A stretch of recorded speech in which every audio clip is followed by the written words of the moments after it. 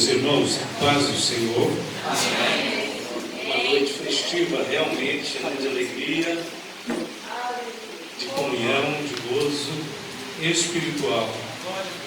São 2 dias, mas é possível perceber que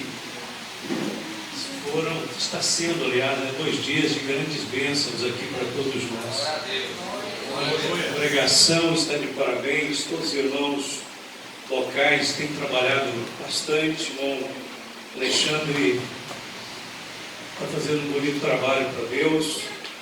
E o mais importante de tudo é que nessa convocação para o encontro, para a campanha, nós tivemos aqui a representação de praticamente todos os membros do Evangelho em vários lugares, né? Hoje, complementando com outras igrejas que não vieram ontem, e os pastores presentes aqui retornando, o pastor Edilson, o pastor Leomar, o pastor Andrelino, que estiveram ontem retornando hoje. Então só temos que parabenizá-los, né, por estar assiduamente cooperando nas campanhas. São só 2 dias, vir só um dia é bom, mas 2 dias fica bem melhor, né? Bem melhor. Então nós louvamos a Deus pela vida de todos, viu? Vamos então para a palavra do Senhor. Abra sua Bíblia comigo em Marcos capítulo 1. Louvado seja Deus.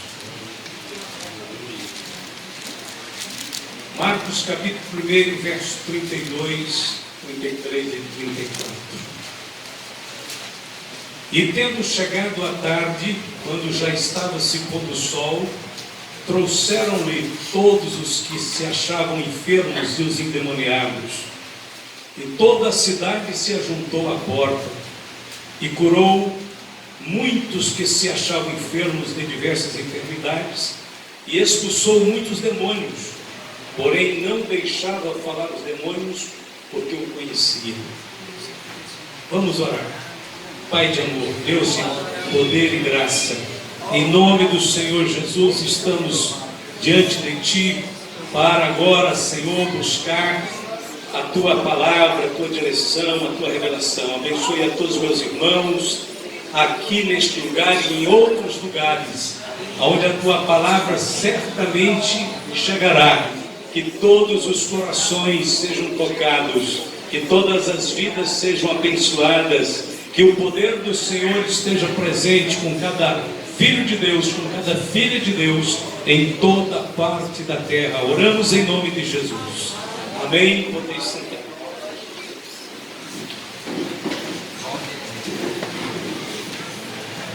Jesus estava em Cafarnaum. Cafarnaum se tornou o quartel-general de Jesus Cristo.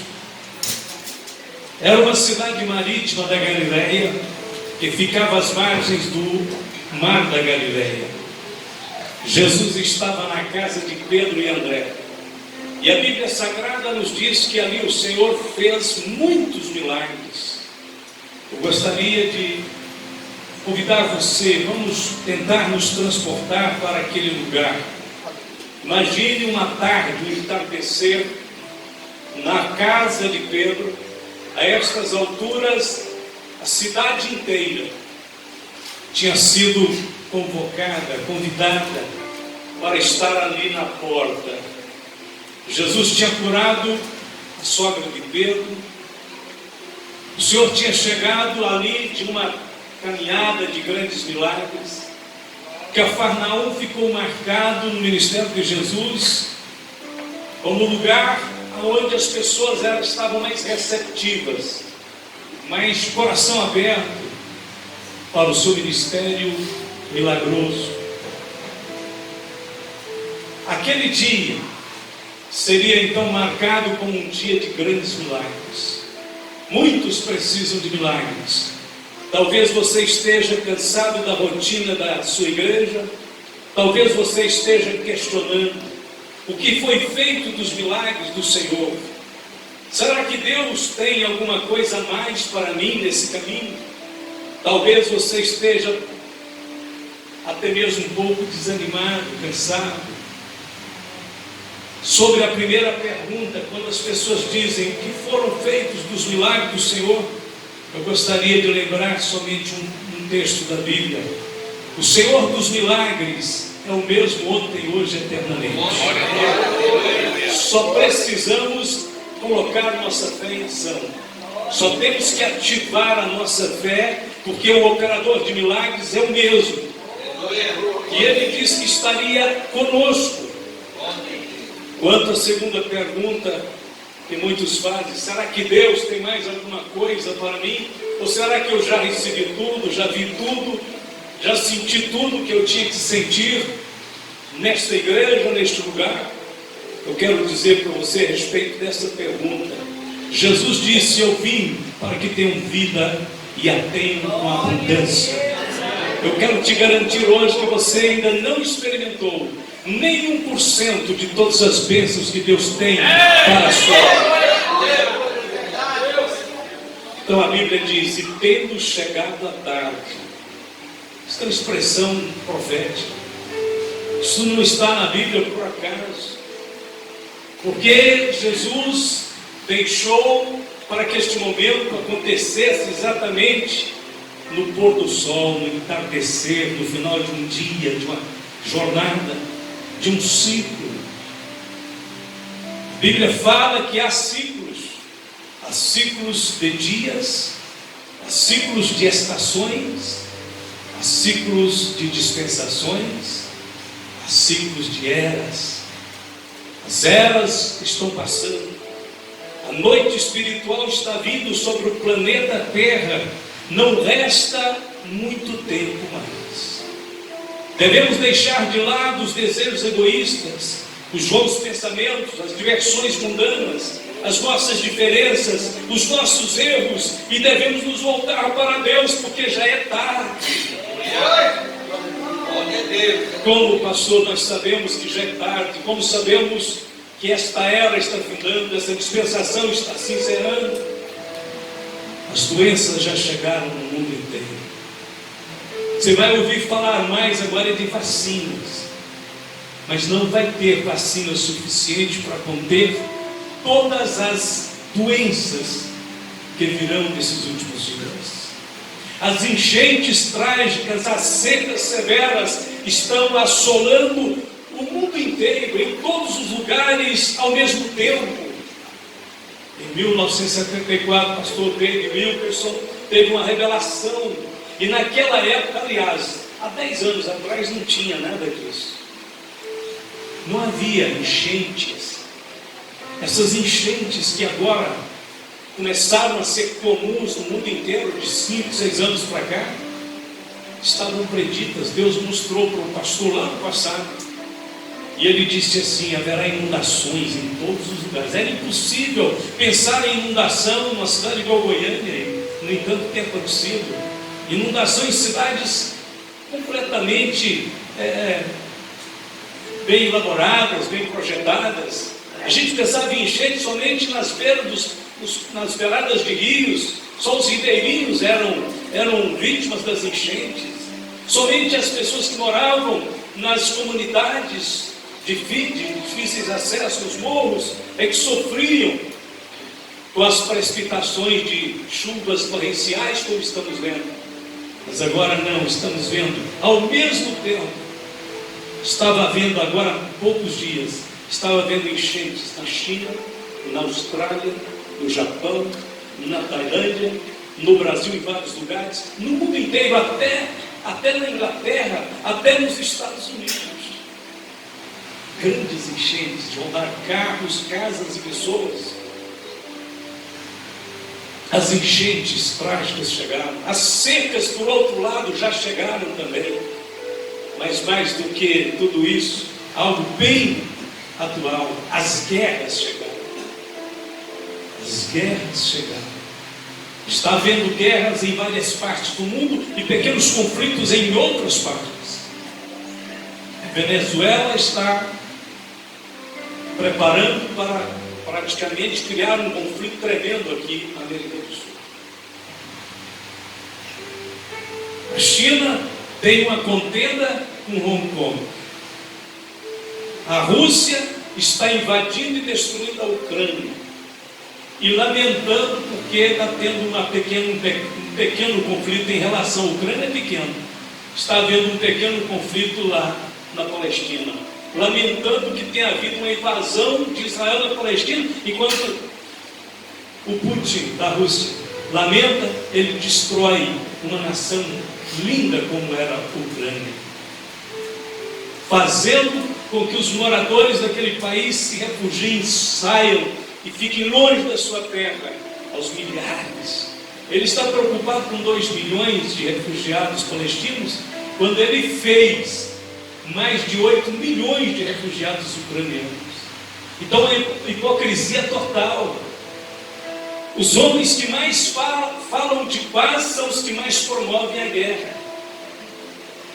Hoje nós sabemos que a Rússia, Estados Unidos, China, Coreia do Norte, Índia, França, Inglaterra, todas essas nações detêm a tecnologia nuclear, possuem bombas nucleares, ogivas nucleares, mísseis nucleares, e eles são os que mais fazem conferências para a paz. Não acreditem quando vocês ouvirem, nenhuma dessas nações merece crédito. Quando elas falarem de paz, elas estão sendo totalmente hipócritas, mentirosas e falsas perante o mundo e a opinião pública.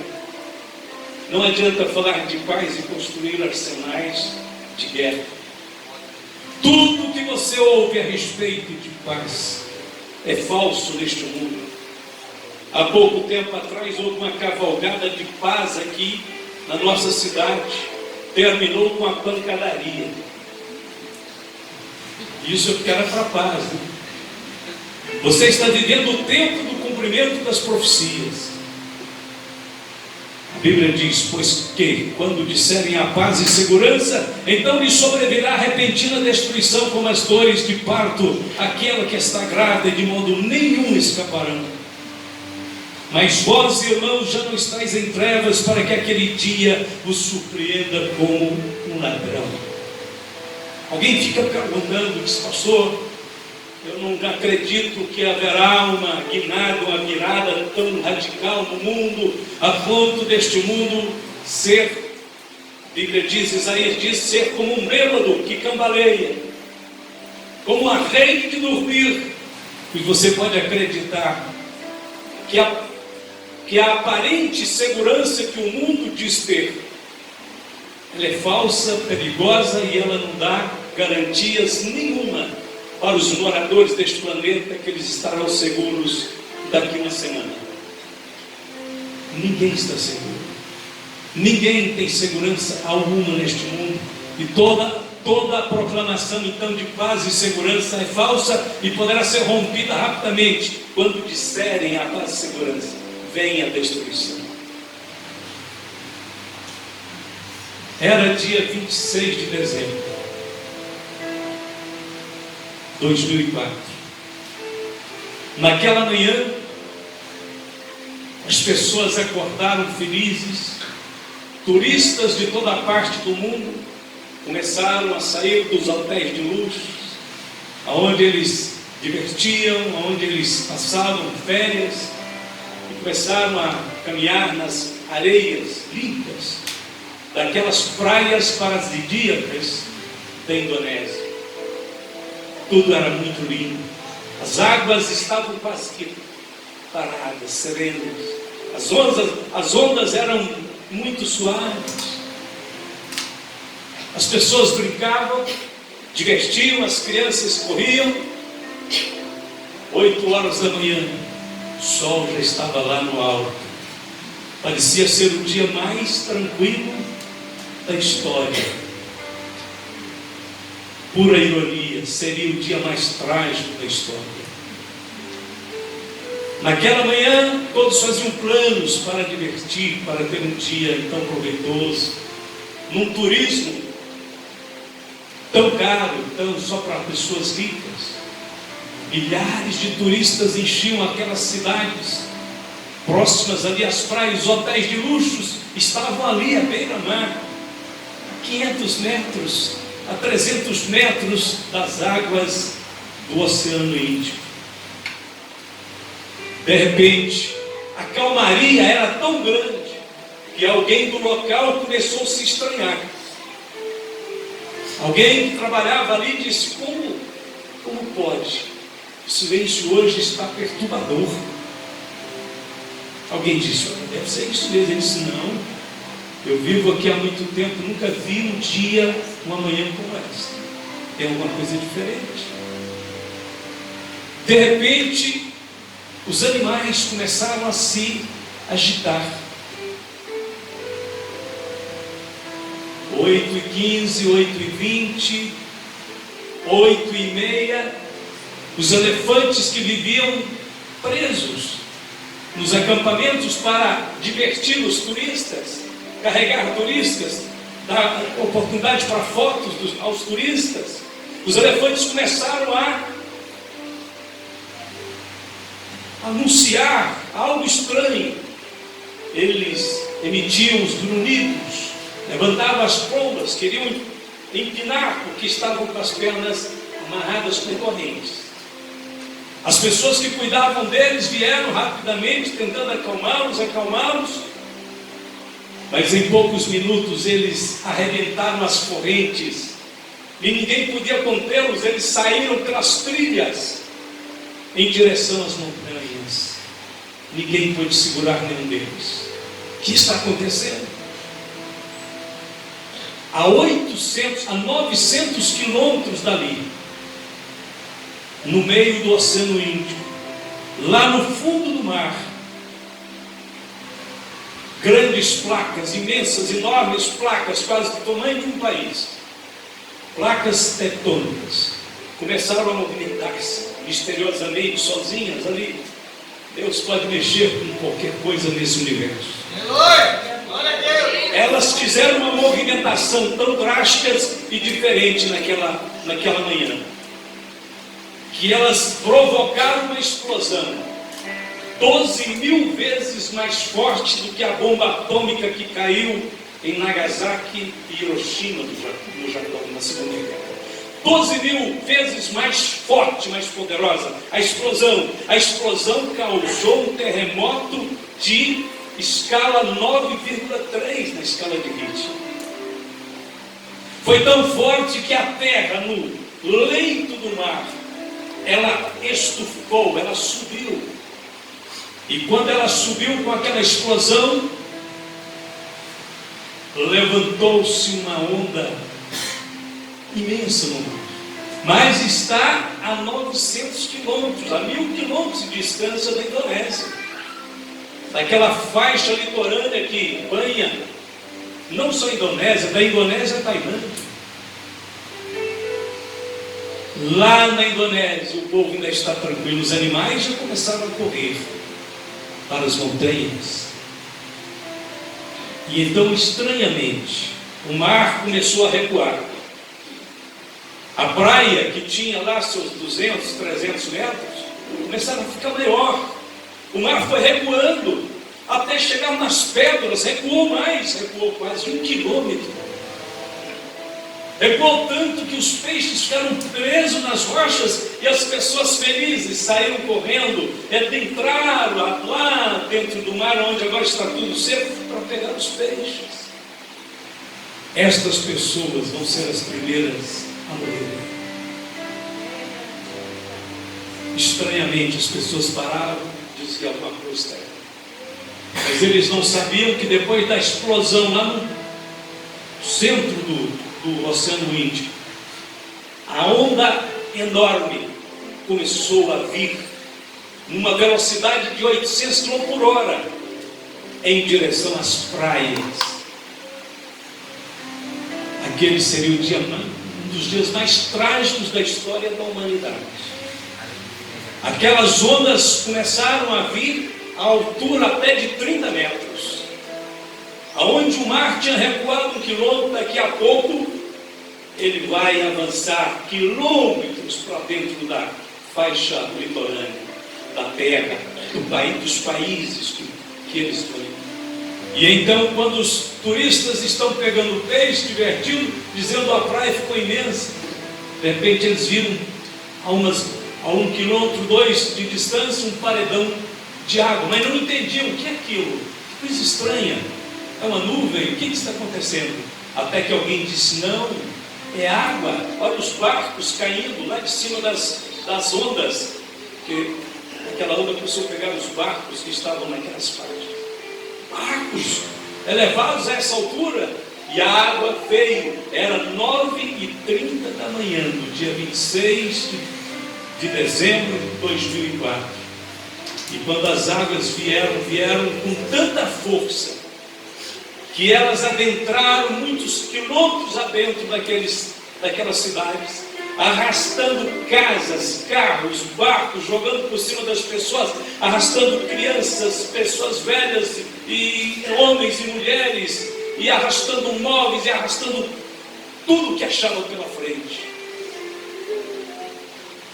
Foram mais de 6 horas de inundação. 6 horas. Alguns conseguiram escapar correndo, tomando as trilhas dos elefantes, seguindo para as montanhas, aonde muitos morreram também, porque tiveram que ficar ali mais de um dia, 2 dias praticamente, e muitos foram picados por cobras venenosas e morreram também lá em cima da montanha. Escaparam da inundação, do tsunami, o maior tsunami da história da humanidade até agora. E aquela inundação, irmãos, varreu 13 nações ao longo de toda aquela costa imensa que banha a Ásia, partes da África, até a Tailândia. 230 mil pessoas morreram. Aquele dia parecia ser o dia mais tranquilo e mais calmo da história da humanidade, e acabou se tornando o mais trágico, o mais infeliz, o mais triste. Assim sobrevirá sobre o planeta Terra os juízos de Deus por causa da impiedade dos homens, porque os homens agora perderam todo o pudor e agora estão blasfemando de Deus de forma aberta, descarada, sem nenhum medo, sem nenhum temor. A Bíblia diz que Deus já afiou a sua espada e já tem preparado o seu arco. Glória a Deus, aleluia. Deus maravilhoso. Santo maravilhoso.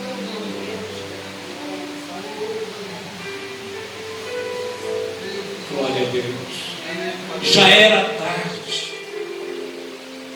No entardecer dessa dispensação, a igreja do Senhor Jesus tem que levantar a sua voz, a sua fé, a sua confiança e anunciar uma tarde, uma finalização de dispensação de grande poder e milagre na terra.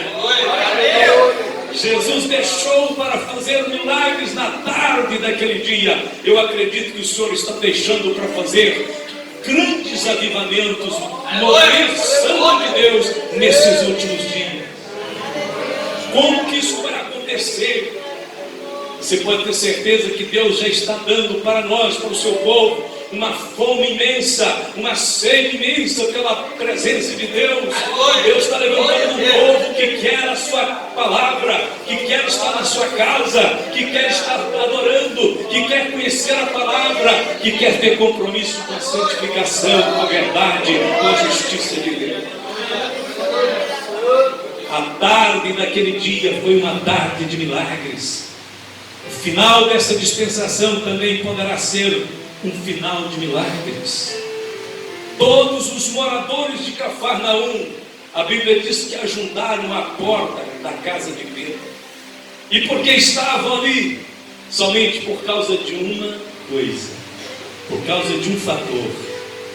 Eles estavam ali por causa de que o homem que opera milagres estava naquele lugar.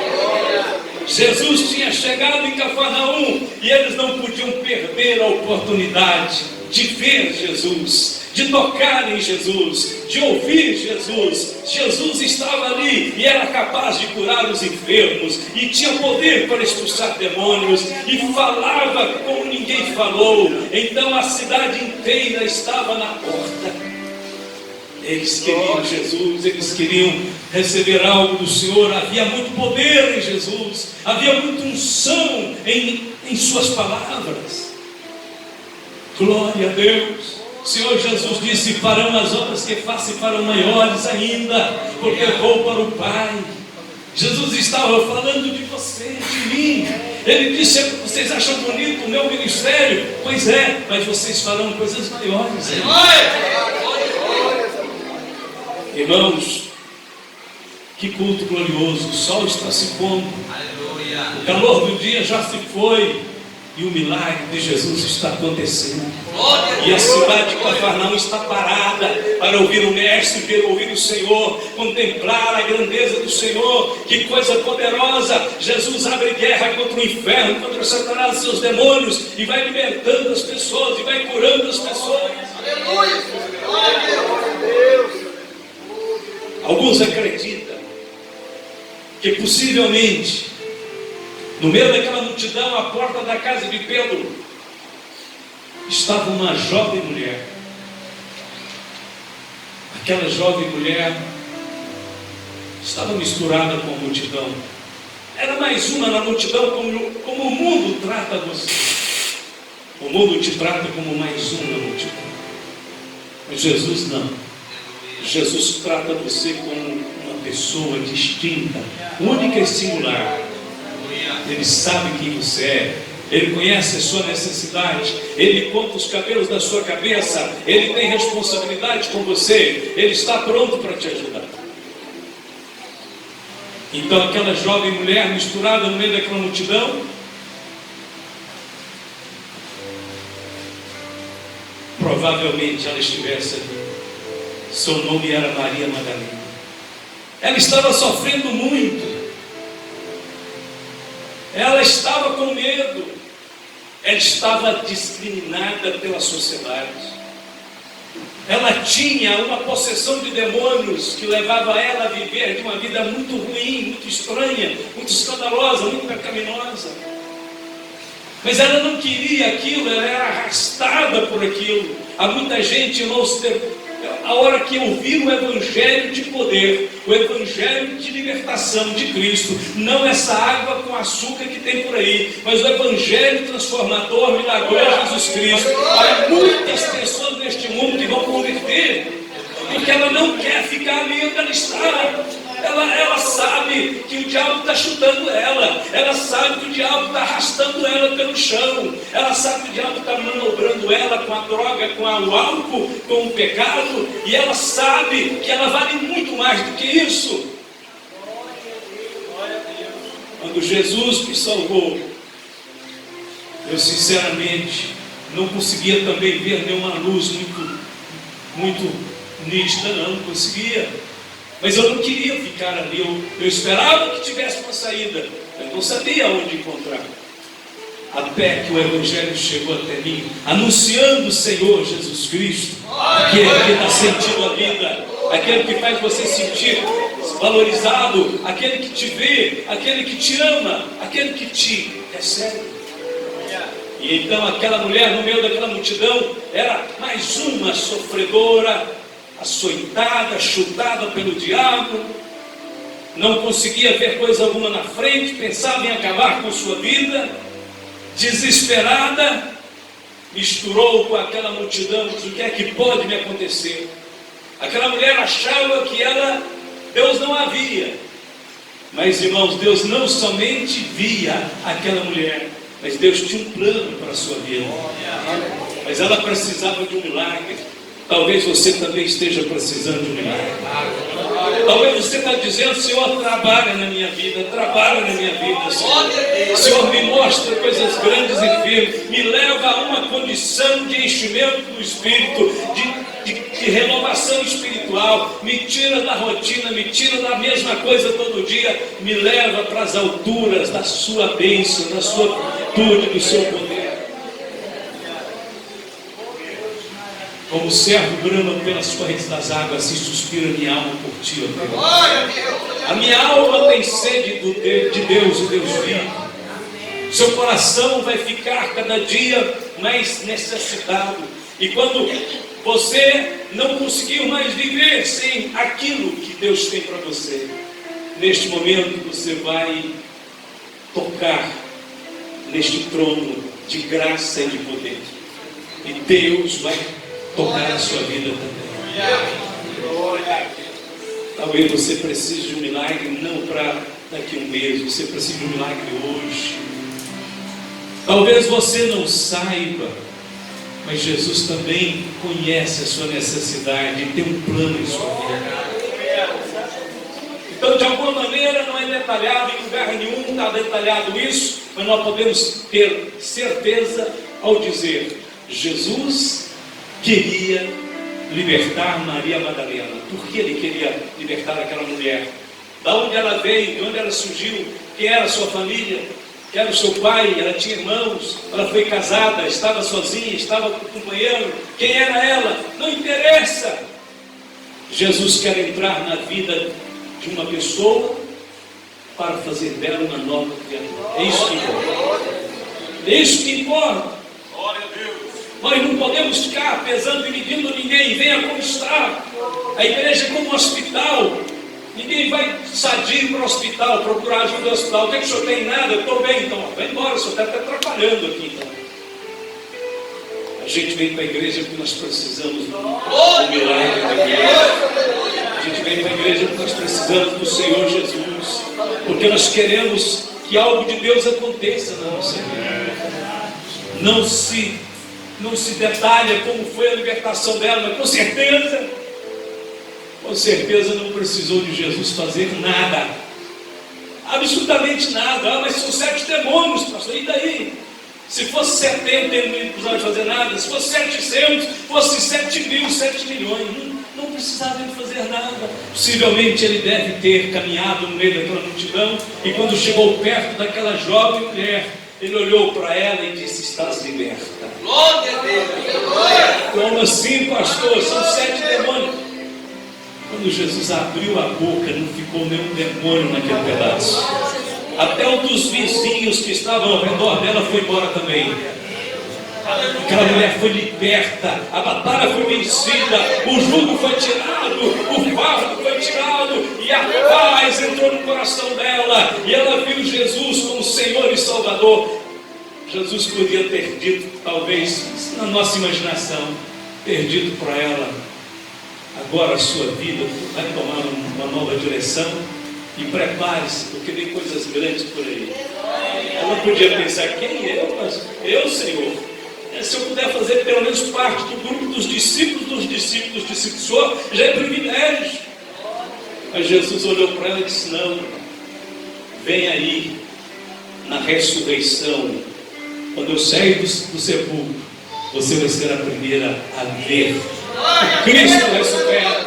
Você vai levar a mensagem que os profetas quiseram levar. Você vai ter a experiência que os apóstolos mais chegados a mim gostariam de ter. Eu te escolhi porque você representa aonde uma pessoa pode ir mais baixo, e você vai também representar como eu posso elevar uma pessoa no maior nível. É assim o poder de Deus.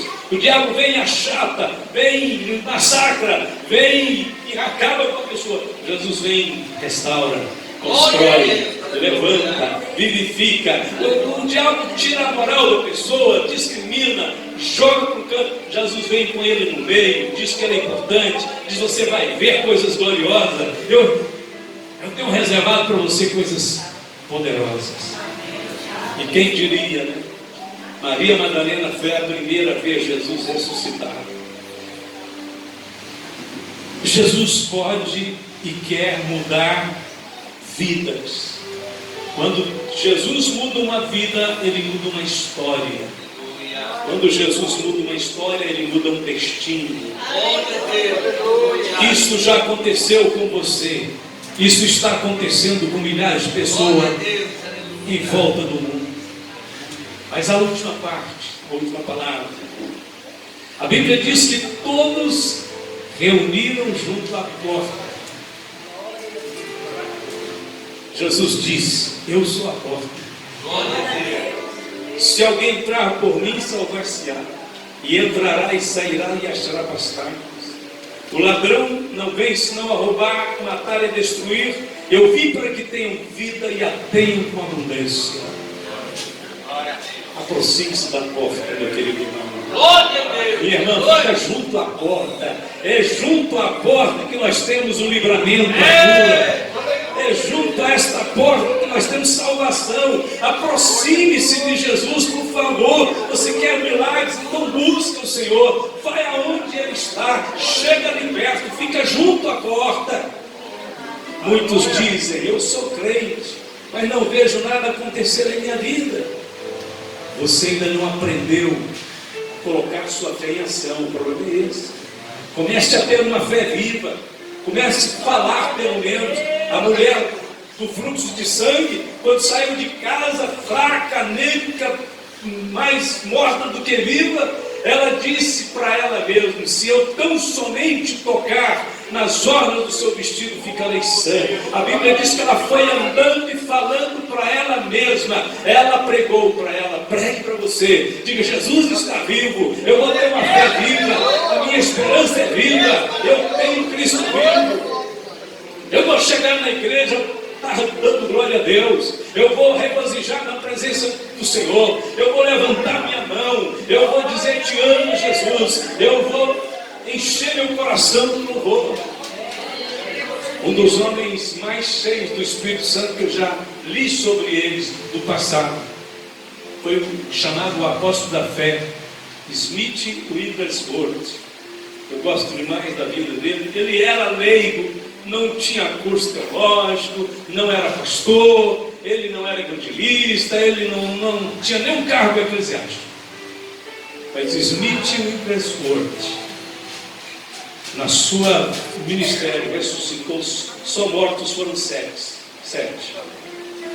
Paralíticos que deixaram cadeiras de roda, muletas e outras coisas, apetrechos a mais, foram milhares. Surdos, cegos, mudos, milhares. Smith Wigglesworth era um crente, um irmão humilde, simples, entregue nas mãos do Senhor, rendido. À medida que Deus começou a usá-lo ali nos Estados Unidos, na Inglaterra, Escócia, vários países, ele começou a ser convidado para ir para todo lugar. E hospedado na casa de um irmão uma vez, ficou um tempo hospedado, o irmão deu uma espécie de uma... colheu ele ali por um tempo que ele estava pregando aquelas regiões. E aí o irmão ficou encarregado de buscar as correspondências que chegavam para ele poder responder. E ele acordou então de manhã, vinha descendo as escadas lá do quarto para a mesa do café, e o irmão estava ali e disse: pastor Smith, olha o tanto de carta de gente que quer ver o senhor pregar. Pastor, o irmão Smith, o pregador, foi descendo ainda mais devagar e disse: este é o problema. Este é o problema, meu querido irmão. Eles querem ouvir o Smith Wigglesworth, e o Smith não tem nada para eles. Eles precisam querer ver Jesus. Aquele homem era um quebrantamento total. Naquele dia mesmo, por conta daquelas cartas, ele levantou a mão na sala, na cozinha daquele irmão, no redor da mesa, e disse: Jesus, acaba com o Smith Wigglesworth, aniquila, Senhor, até que só possam ver Jesus em mim. E quando eles ainda estiverem querendo ver o Smith, está ruim.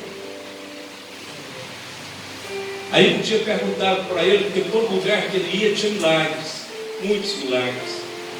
E geralmente ele entrou numa época, Deus começou a usar ele numa época em que as igrejas estavam muito frias, muito anêmicas, muito apáticas. Começava o culto, ninguém cantava, começava uma oração, ninguém orava, estava muito fraco. E Deus começou a usar ele nesse meio. E geralmente ele ia, às vezes até sem avisar para uma igreja, ele resolvia ir. Eu vou lá para adorar, eu vou lá para servir a Deus. Mas aí, logo começavam os milagres. Às vezes ele entrar na igreja, esbarrar numa pessoa paralítica, ela saía andando. Que é isso? É o irmão Smith. O paralítico já está andando. Não, esse homem é um poder, muita virtude na vida dele. Mas aí perguntaram, irmão Smith, qual é o segredo? Ele disse, não tem segredo. Quando eu chego numa igreja, está tudo parado, muito devagar, muito sombrio, muito fúnebre. Ele diz, eu começo a movimentar o Espírito Santo dentro do meu coração. Eu começo a dizer, glória a Deus, aleluia, Jesus está vivo. Sai, Satanás, vai embora daqui, diabo. Ele disse, eu começo a repreender o inferno e começo a glorificar o meu Jesus. Daqui a pouco eu salto do púlpito no chão e saio correndo, mandando as pessoas saírem das cadeiras de roda, começarem a dar glória a Deus. E ele disse, eu sei que o Espírito de Deus já está na minha vida, mas às vezes eu amordaço, às vezes eu prendo, às vezes eu coloco represa para ele. Então ele quer ser solto, ele quer ficar livre, ele quer usar, ele quer tocar. Movimenta o Espírito Santo na sua vida. Ele já está aí, ele já veio. Você está cheio do Espírito Santo, que você quer mais. Eu quero ver um anjo. Que anjo? Você tem que ver o príncipe da paz, o rei da glória. Se vier um anjo aqui, passou, eu vou acreditar. Pega disso. Jesus disse, eu estou no meio de vocês. Eu estou no meio de vocês. A congregação estava adorando a Jesus. A congregação estava vibrando na presença de Jesus. Havia algumas pessoas não crentes sentadas um pouco atrás, ao lado de uma moça muito distinta, que não era crente. Estava uma senhora de idade, e ela tremia quando falava o nome de Jesus, e ela chorava. O restante da igreja chorava. Aquela moça disse, senhora, a senhora está passando bem? Ele disse, muito bem. A senhora está chorando muito, a senhora não para de dizer glória a Jesus, te amo Jesus. A senhora precisa de alguma coisa, de água, alguma coisa? Não, filha. Ele disse, mas me explica qual é a razão desta emoção. Ele disse, moça, tem um rei em nosso meio. Tem um rei em nosso meio. Você não sabe que o rei está entre nós. É o rei dos reis. É o Senhor dos senhores. Como é que eu vou ficar parada, quieta, se o rei está vestido de fortaleza, de assistência, de glória e de poder? Ele está caminhando no meu socorro. Tem um rei no nosso meio, meu querido. Tem um rei no nosso meio. Este rei te ama. Este rei veio a este mundo como servo, mas ele é rei. Levantai, ó portas eternas, e entrará o rei da glória. Quem é o rei da glória? É o Senhor forte e poderoso nas batalhas. Ele é o rei da glória. A Bíblia diz que os apóstolos, tendo saído, pregaram por todas as partes, cooperando com eles o Senhor e confirmando a palavra com sinais que se seguiram. Estamos vivendo um tempo mais propício para milagres. Mais propício para milagres do que em todos os tempos da história da igreja. Deus quer romper este tempo, preparando-nos para a volta de Cristo. Vamos ficar aqui.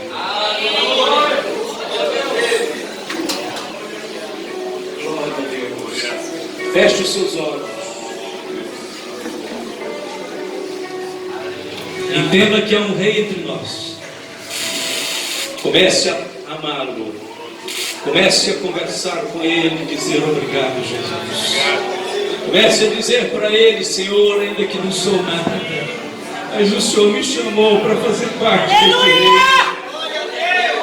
Comece a dizer, Jesus, eu te amo, Senhor. O Senhor é tudo para mim, Senhor. Eu quero estar junto à porta. Eu quero estar ao teu lado com o Senhor. Eu quero ver a tua glória presente. Eu quero que o mundo se cale para ouvir o que o Senhor tem para dizer.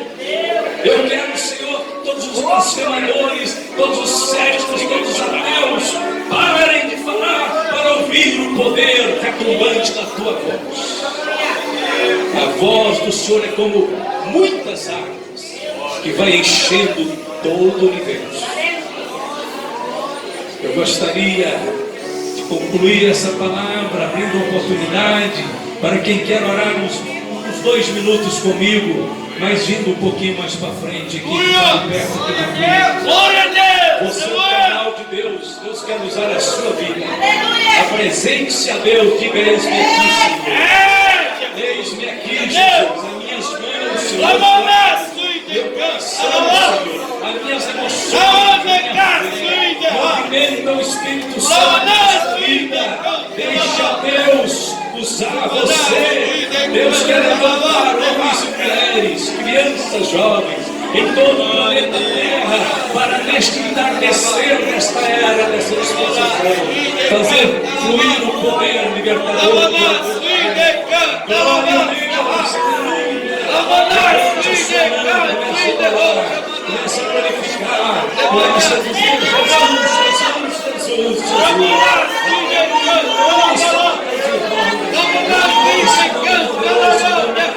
O Senhor tem o Senhor,